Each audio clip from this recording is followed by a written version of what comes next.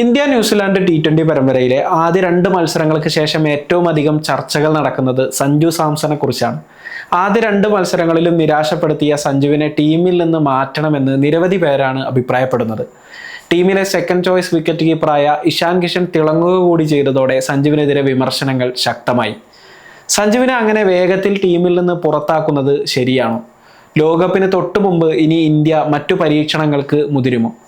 എന്തായാലും സഞ്ജുവിനെ ടീമിൽ നിന്ന് പുറത്താക്കുന്നത് അത്ര ശരിയായ നടപടിയായിരിക്കില്ല. ഇപ്പോഴത്തെ സാഹചര്യത്തിൽ സഞ്ജുവിനെ ടീമിൽ നിന്ന് പുറത്താക്കരുത് എന്ന് പറയുന്നതിന് ചില കാരണങ്ങളുണ്ട്. ഇതിൽ 3 കാരണങ്ങൾ എന്തൊക്കെയാണെന്ന് നമുക്ക് നോക്കാം. 1. വെടിക്കെട്ട് സമീപനമാകുമ്പോൾ ചെറിയ സ്കോറുകൾ ഉണ്ടാകും. കഴിഞ്ഞ 2 വർഷങ്ങളായി അൾട്രാ അഗ്രസീവ് സമീപനമാണ് ബാറ്റിങ്ങിൽ ഇന്ത്യ സ്വീകരിക്കുന്നത്. പവർ പ്ലേയിൽ വെടിക്കെട്ട് നടത്തി പരമാവധി റൺസ് കണ്ടെത്തുക എന്ന തന്ത്രം. ഇതിന് നിയോഗിക്കപ്പെടുന്നത് സഞ്ജുവും അഭിഷേകും ഉൾപ്പെടെയുള്ള ടോപ്പ് ഓർഡർ ബാറ്റർമാരാണ്. ഇങ്ങനെ വെടിക്കെട്ട് മാത്രം ലക്ഷ്യമിട്ടിട്ടുള്ള സമീപനത്തിലൂടെ മുന്നോട്ട് പോകുമ്പോൾ താരങ്ങൾ വേഗത്തിൽ പുറത്താകാനുള്ള സാധ്യതയുണ്ട്. വെടിക്കെട്ട് പ്രകടനം നടത്തുമ്പോൾ വിക്കറ്റ് നഷ്ടപ്പെടാനുള്ള സാധ്യത കൂടുതലാണ് എന്ന കാര്യത്തിൽ ആർക്കും സംശയമില്ല. കഴിഞ്ഞ മത്സരത്തിൽ അഭിഷേക് ശർമ്മ റണ്ണെടുക്കാതെ പുറത്തായതും ഇതുമായി ചേർത്ത് വായിക്കേണ്ടതാണ്.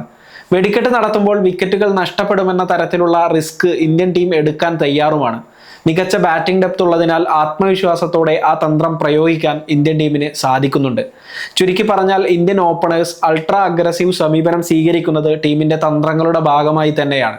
ഈ സമീപനം സ്വീകരിക്കുന്ന സമയത്ത് കുറഞ്ഞ സ്കോറിൽ പുറത്താകാനുള്ള സാധ്യതയുണ്ട്.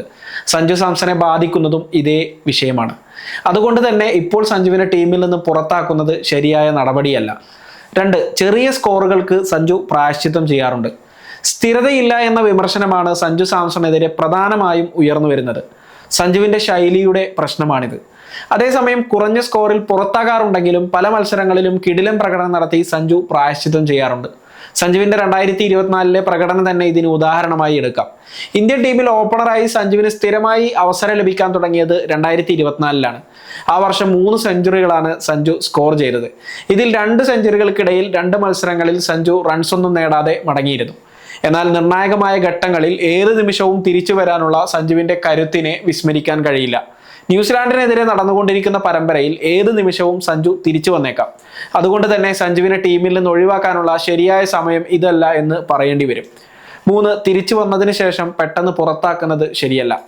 ന്യൂസിലാൻഡിനെതിരെ നടന്നുകൊണ്ടിരിക്കുന്ന ആദ്യ 2 T20 മത്സരങ്ങളിൽ സഞ്ജു തിളങ്ങിയില്ലെങ്കിലും ഇപ്പോൾ സഞ്ജുവിനെ പുറത്താക്കുന്നത് തെറ്റായ സന്ദേശം നൽകും.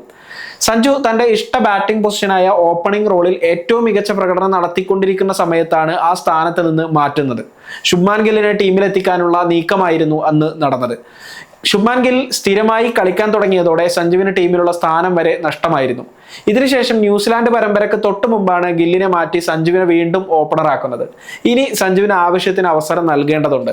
തിരിച്ചു കൊണ്ടുവന്ന് പെട്ടെന്ന് തന്നെ പുറത്താക്കിയാൽ അതിനെതിരെ വലിയ വിമർശനങ്ങൾ ഉയർന്നു വരാൻ സാധ്യതയുണ്ട്.